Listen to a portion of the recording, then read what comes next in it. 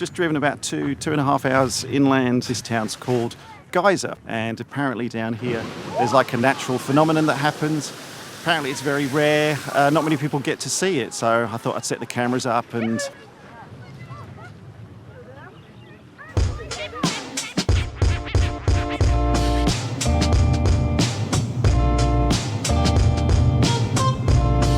Very, very cool to actually finally see it with my own eyes. Inside the waterfall. I'm glad I've got a hood. Halfway. When you come to Iceland, you can do the Golden Circle tour, you know, the typical one-day, 300-kilometre loop day trip from Reykjavik, where you get to see things like waterfalls, geysers, a lot of natural wonders, all within a short distance from the main town. Or you can increase your stay to a 2-day trip and extend your Golden Circle to get to see the south coast here in Iceland, because there's so many more things down here on the south coast that people who only do the Golden Circle never get to see. Woo. I'm currently staying here at the Hotel Kría in Vik on the south coast of Iceland, but our trip started yesterday out of Reykjavik. Oh, that hail hurts. When the weather was a lot nicer than it is today. So cool.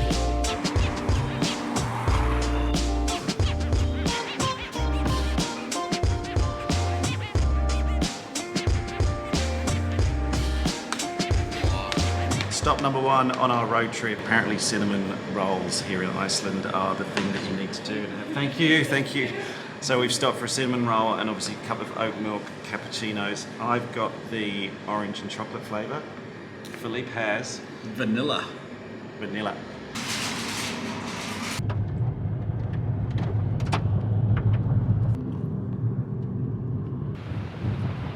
Next up on our road trip, well, if you're going to come to Iceland, one of the key things, of course, that you want to see on your Iceland bucket list is waterfalls, and they don't get much bigger than this.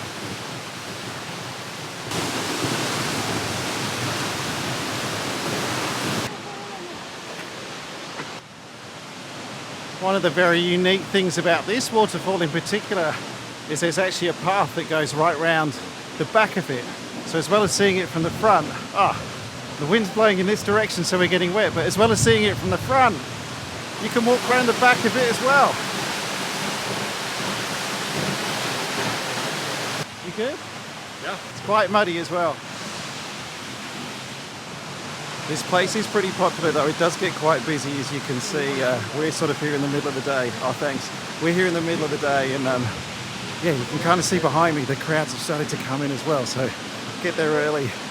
Maybe if you want to come down and avoid the crowds. Wet, hands are cold, but 100% would recommend that. It's a good experience. We're already kind of wet now, and it seems like there are a bunch of kids that just did it, so I reckon we can. I reckon we've got this. We can go in there. All right. Get more wet. Even though there's a massive warning sign? It's guidance only.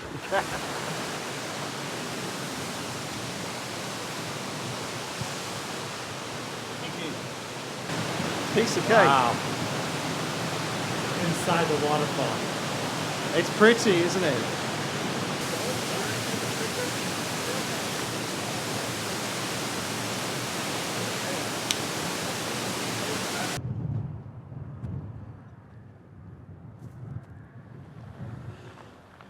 And now we're going to walk up there, round there, up there, right to there. Are we there yet?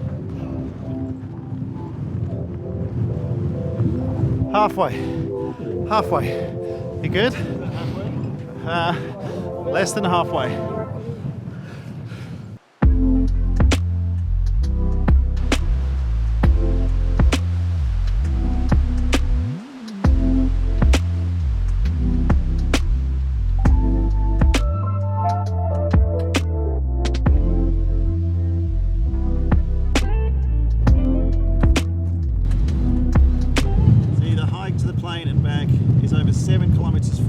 Takes at least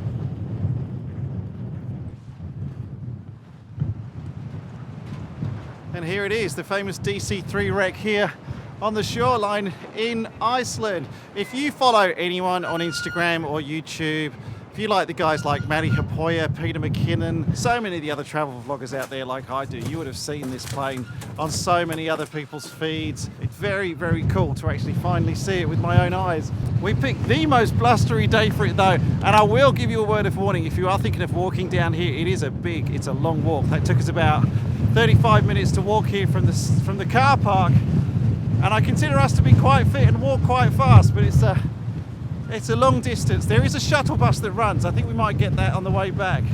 But wow, great to finally be here.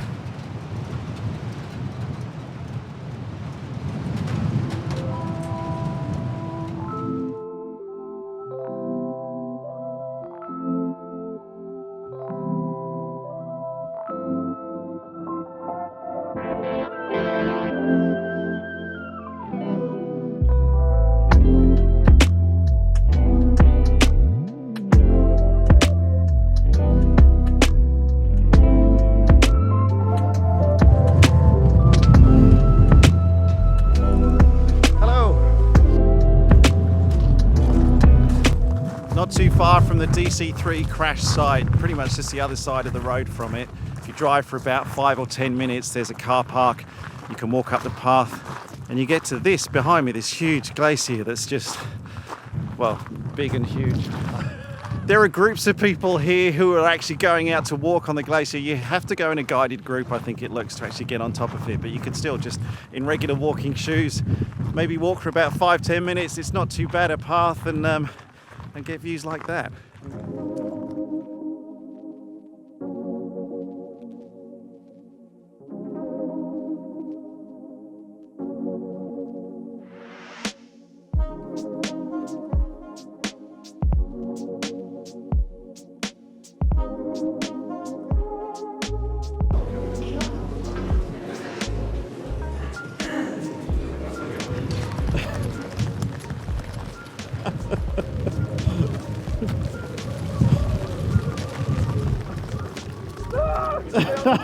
You might want to get that now.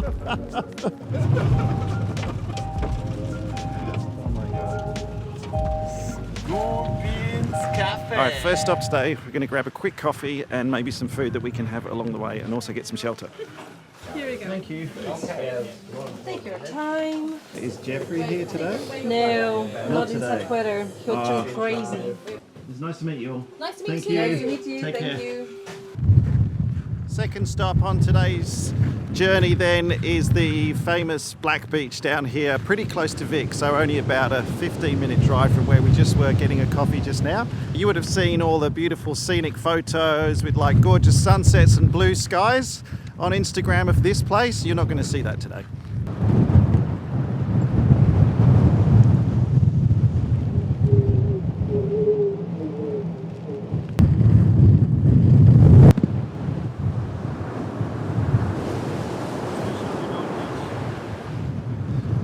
The wind's coming from behind us and it's so strong that if you try and walk into it, the raindrops really sting your face, so I'm walking backwards to the car now.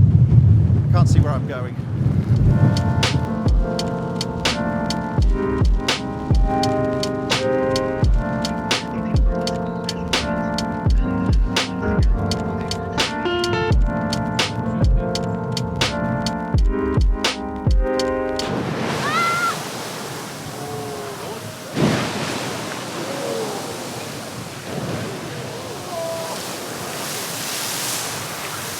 And just driving back into Reykjavik now, but on the way back from the town of Geyser, we actually went through, I think it's called the Thingvall, pronunciation is wrong, but the National Park, which is part of the Golden Circle Tour, and if you get a chance to stop through there, it's phenomenal.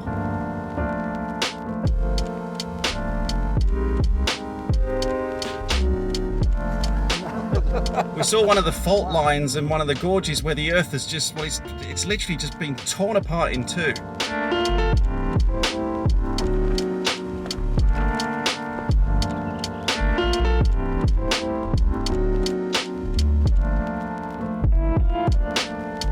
And now I'm just driving back to the hire car company place where I'm going to drop the car off, which I rented here at Reykjavik Airport.